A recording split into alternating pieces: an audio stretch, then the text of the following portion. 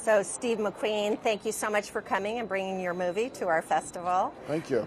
I think it's interesting that you, a British citizen, have made what I think is the ultimate movie on American slavery, or slavery in America. What do you think drove you to make this movie, and why are you the right person to have done it? Well, I don't really think I don't really think my nationality comes involved in this project when I was thinking about it, because I'm part of the slavery diaspora. I'm part of that history. So the only difference between myself and African American is that their boat went right and my boat went left, and my mother and father were on that boat, and my sister and me were on the other boat. So it's much more of much more of a connection rather than not.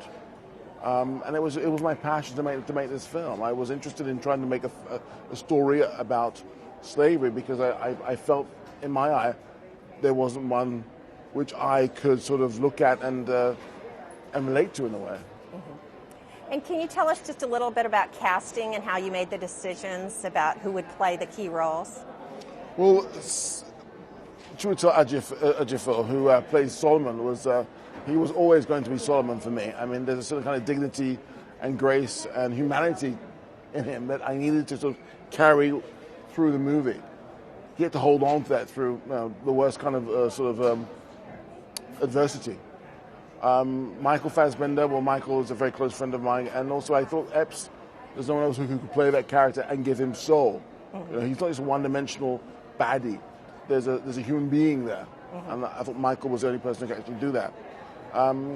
Lupita Nyong'o, that was a completely different kettle of fish, in the way that we auditioned over 1,000 girls. Wow. To get her. I mean, it was like looking for Scarlett O'Hara, and finally, through that process, we found her. So I'm very, very happy. Yeah, amazing. What was it like on set, especially with like Michael and then Chiwetel? Was that difficult? I mean, just was there tension naturally? I mean, or when the camera stopped rolling, did everybody go back to themselves? Well, they're actors in the way that, and we were family on set for the crew.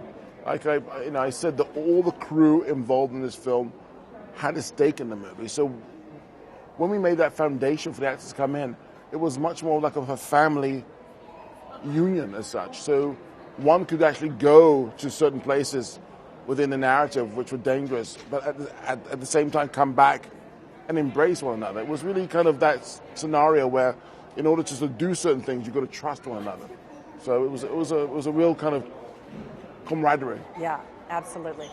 As you know, we at AARP have what we call Movies for Grownups, and we call certain movies for Grownups because they speak to the grown-up or 50-plus audience in a number of ways. Sure. Your films, including Shame and Hunger, would qualify even though you and many of the cast members are not 50, but because of the subject matter. So not yet, hopefully.